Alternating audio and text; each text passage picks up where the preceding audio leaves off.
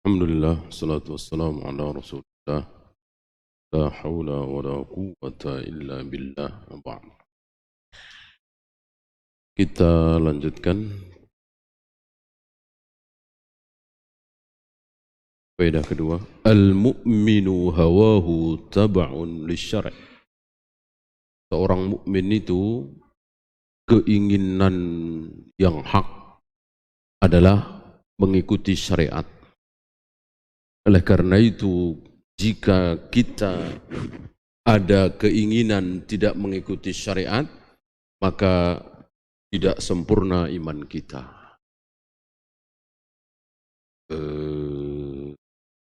Hawa nafsu kita yang kita ikuti. Syariat malah ditinggalkan. Ini menjadi tidak sempurna keimanan kita. Karena seorang mukmin yang hak itu keinginannya adalah mengikuti syariat. Walaupun tidak sesuai dengan hawa nafsu. Bahkan walaupun tidak sesuai dengan akal sehatnya. Nabi Ibrahim tidak mau mengikuti akal sehatnya demi mengikuti syariat perintah Allah. Apa? Membunuh, menyembelih anaknya. Ini kan sangat-sangat bertentangan dengan akal sehat. Bagaimana seorang ayah tega menyembelih anaknya? Ini hanya satu contoh di antara sekian ratus contoh bahwa akal harus dikalahkan jika bertentangan dengan syariat. Qala Allah wa qala Rasul. Kemudian adabus sahabati ma'a Rasulillah sallallahu alaihi wasallam haitsu kana la yabittu ahadahum amran walau fi khassati nafsihi hatta yu'riduhu ala Rasulillah sallallahu alaihi wasallam. Salah satu adab sahabat di hadapan Nabi sallallahu alaihi wasallam bahwa mereka tidak mau menentukan, memilih satu perkara, urusan menentukan satu perkara berdasarkan keinginan diri sendiri. Sampai dia menampakkan itu di hadapan Nabi SAW untuk meminta fatwa. Ini adab para sahabat. Tidak ada para sahabat yang berani lancang. Ya, saya akan tentukan sendiri. Apain bertanya kepada Nabi SAW? Enggak ada seperti itu. Kecuali dalam perjalanan. Ada dalam perjalanan. Ini ditegur. Ada. Ya, Nabi sedang khutbah Jumat. Diapain oleh beberapa sahabat, banyak sahabat, ditinggal pergi. Ya, ngapain? Tinggal keluar dari masjid. Nabi sedang berdiri khutbah Jumat. Ya, tinggal pergi menemui dagangan yang baru saja datang dari Syam. Bukan luar biasa kebanggaan. Ini dalam perjalanan. Perjalanan menuju kebaikan. Maka turunlah surat Al-Jumu'ah itu. Dalam rangka perbaikan. Ya, para sahabat kan manusia, bukan malaikat, perlu dididik, perlu ditarbiyah. Ini dalam rangka tarbiyah. Nah, di sini saya pernah dengar tokoh Rafidah di negeri kita ini di televisi mengatakan kami tidak mencaci maki para sahabat, kami tidak menjelek-jelekkan sahabat, kami hanya berikan fatwa, fakta. Ini satu fakta bahwa para sahabat itu meninggalkan Nabi ketika Nabi khutbah Jumat. Dia lupa kalau ini dalam rangka tarbiyah. Ya, kalau itu banyak para sahabat yang ditegur oleh Nabi, dimarahi oleh Nabi. Ya, Ka'ab bin Malik bagaimana? Sudah lewat hadisnya di awal-awal kitab Riyadhus Shalihin. 50 hari tidak ditegur oleh Nabi, tidak diberi salam oleh Nabi, bahkan salamnya tidak dijawab. oleh Nabi dan kaum muslimin dalam rangka hajar. Ini apa? Dalam rangka tarbiyah, dakwah. Setelah itu mereka taubat. Gitu ya. Nah, Rafidhah ini curang. Mereka mengambil dalil-dalil sahih tentang bagaimana Nabi menegur seorang sahabat. Ada beberapa sahabat yang berbuat maksiat, lalu dibilang sahabat itu manusia buruk, tidak patut dicontoh, tidak patut ditiru. Masa orang-orang seperti itu dijamin surga, dijamin ridho. Kita aja iya. Nah, dia mengatakan apa ada kaum muslimin hari ini ketika khatib sedang khutbah Jumat lalu pada keluar malah menemui dagangan tawar-menawar. Ya, memang enggak ada. Ya. Setelah ditegur di akhir surat Al-Jumu'ah itu mereka taubat-taubatnya. Salah satu sifat sahabat ketika mereka berbuat salah lalu taubat dan tidak pernah mengulang lagi. Ya. Tidak kita dapati sahabat itu melakukan kemaksiatan, syahwat 2 kali, apalagi 3 kali, 4 kali. Cukup 1 kali kemudian bertaubat. Dulu pernah kita bahas apa yang tidak ada pada diri sahabat. Pertama syirik, kedua bid'ah, ketiga tidak sholat. Tidak ada sahabat yang tidak sholat, tidak puasa. Artinya meninggalkan kewajiban. Nah, yang ada pada diri sahabat adalah melakukan kemaksiatan syahwat. Itu pun berapa tadi? 1 kali.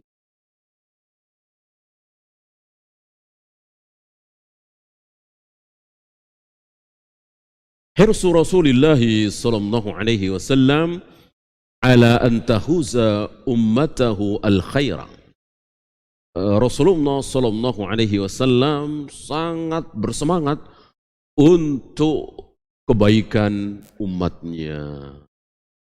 Salah satu yang menjadi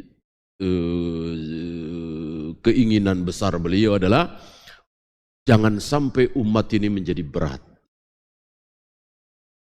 Nah, kemarin kita bahas bagaimana beliau menyesal sholat di dalam Ka'bah. Kemudian beliau tidak mau sholat berjamaah tarawih setiap malam di bulan Ramadan. Ini dalam rangka agar tidak menyulitkan umatnya. Nah, termasuk perang kemarin. Sebetulnya beliau ingin sekali setiap kali ada perang, beliau ikut, beliau memimpin. Ini ditahan oleh beliau. Demi apa? Tidak memberatkan umat. Ya. Kemudian al-jihadu fi sabilillahi afdalu min salati tatawwu'i.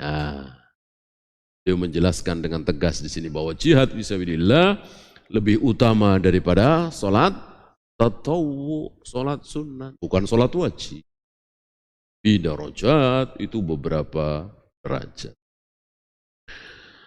Terakhir, dhamanallahu al-jannata liman qutila fi sabilih la yuridu illa wajhahu wa la yuqatilu illa litakuna kalimatullahi hiyal ulya. Allah menjamin surga bagi orang yang terbunuh di jalan Allah, di mana dia tidak ingin kecuali, tidak berharap kecuali wajah Allah. Betul-betul ikhlas, tidak tercampur dengan ingin meraih ini sebelum terjadi. Ketika setelah terjadi perang, lalu dapat ghanimah, emas, perak, wanita, dan dia senang mendapatkan itu. Boleh apa tidak? Boleh. Boleh. Ikhlas apa tidak? Ikhlas. Nah, ketika kita senang, ketika kita bahagia, mendapatkan dunia setelah amal itu selesai. Bolehkah? Boleh. Ikhlaskah? Ikhlas. Yang tidak ikhlas adalah sebelum beramal kita sudah ngincer dunia. Sebelum sholat, sebelum jihad, sebelum sedekah kita sudah niat ingin pamer, ingin sesuatu. Nah, adapun setelah kita lakukan lalu kita mendapatkan sesuatu, hadiah misalnya, ghanimah misalnya, pujian misalnya, lalu kita senang. Tapi amal sudah selesai. Masalah? Tidak masalah. Allahu. Ya, itu saja. Ada pertanyaan?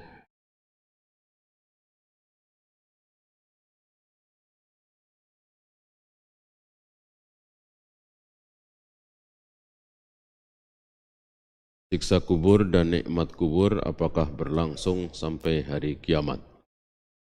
Iya, untuk yang kafir. Siksa kubur ya. Kan Fir'aun itu ditenggelamkan, disiksa sampai hari kiamat. Itu juga orang-orang kafir, siksa sampai hari kiamat.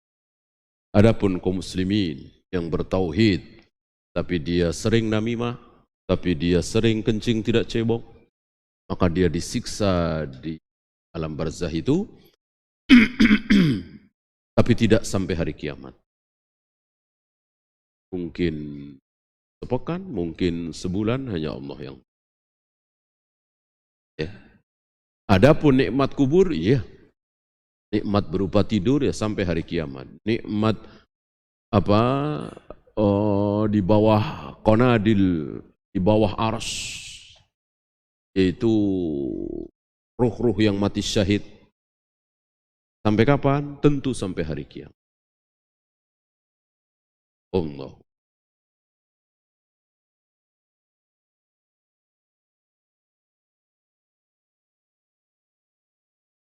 Tentu mizan dulu. Yang menjadi perselisihan adalah haud dulu apa sirat dulu. Adapun mizan, ya mizan dulu baru sirat. Yang jadi perselisihan para imam adalah apakah sirat dulu atau haud. Ini berselisih para imam. Adapun mizan dulu, apakah sirat dulu, maka mizan dulu. Karena ketika setelah melewati sirat, dia selamat dari sirat, di situ insya Allah masuk surga. Hanya tertahan di situ. Tertahan di situ. Apa? Karena gerbang surga belum dibuka. Belum dibuka. Dan Allah hanya memberikan kehormatan kepada satu manusia yang berhak membuka gerbang surga. Akhirnya peristiwa di padang mahsyar sebelum sirat terulang lagi. Apa? Berbondong-bondong kepada Nabi Adam. Memohon kepada Nabi Adam supaya Nabi Adam membuka gerbang itu. Nabi Adam tidak sanggup, menyarankan ke Nabi Nuh, berbondong-bondong ke Nabi Nuh. Nabi Nuh juga tidak sanggup, dan seterusnya sampai Nabi Ibrahim, Nabi Musa, Nabi Isa, semuanya tidak sanggup. Akhirnya kepada Nabi Muhammad SAW, dan beliaulah satu-satunya manusia yang diberi kehormatan oleh Allah untuk membuka gerbang Allah.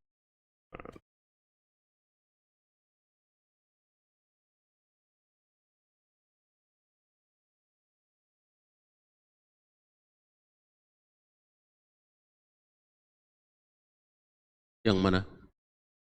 Apa? Ya. Ya.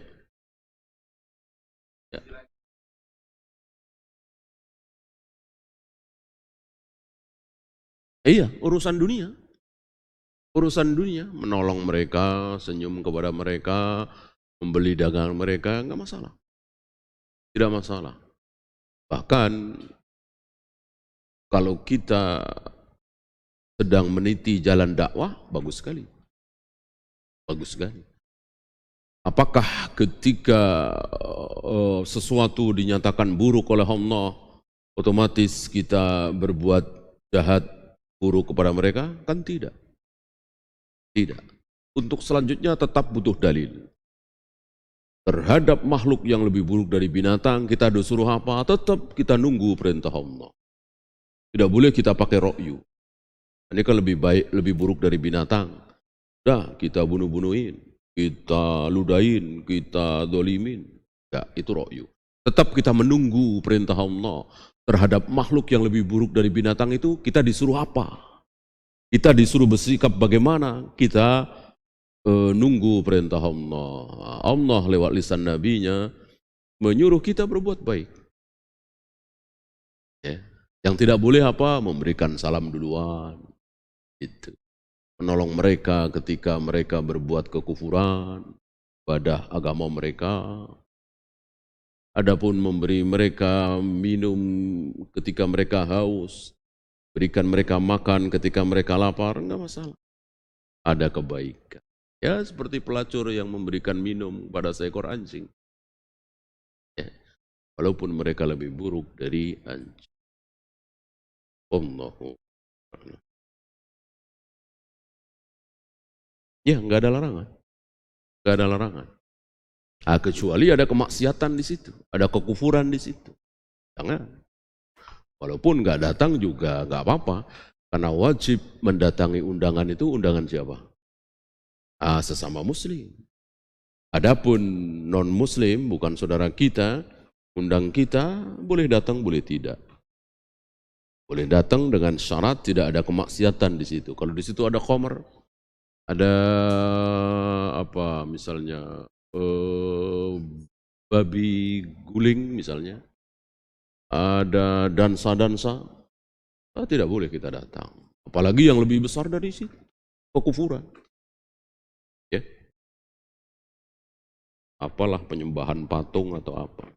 Kalau tidak ada apa-apa, sekedar makan-makan saja, boleh insya Allah.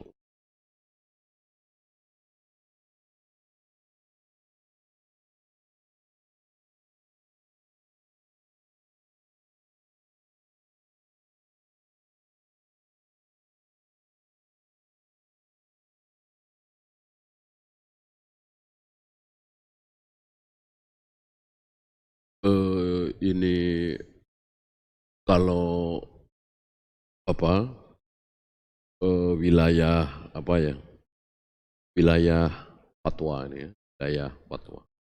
Oh, para ulama yang berilmu jawab Allah.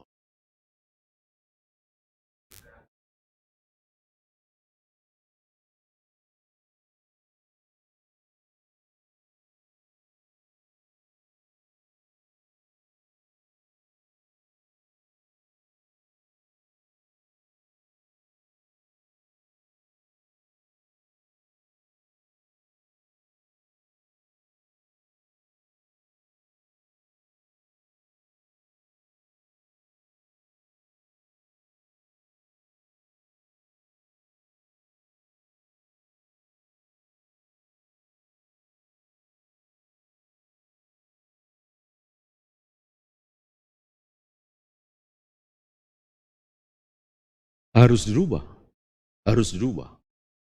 Misalnya dari awal saya berniat pamer.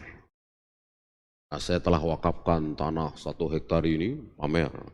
Nah, setelah itu wajib saya bertaubat. Mohon ampun kepada Allah. Allah mempunyai hak, yang hak itu tidak dimiliki oleh siapapun. Kalau Allah kemudian mau mengampuni dosa saya yang riak tadi, mau terima wakaf saya, siapa yang mau nolak? Ya, itu wajib diperbaiki. Bukan apa ya, memastikan nol perbuatan saya sia-sia. Allah kan maha penerima taubat. Ya. Seandainya memang itu tidak diterima, tapi Allah ampuni dosa kita, sebuah keutamaan besar.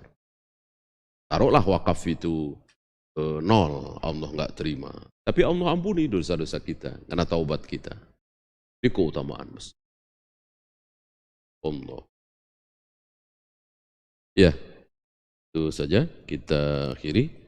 Subhanakallahumma bihamdika asyhadu an la ilaha illa anta astaghfiruka wa atubu ilaik. Assalamualaikum warahmatullahi wabarakatuh.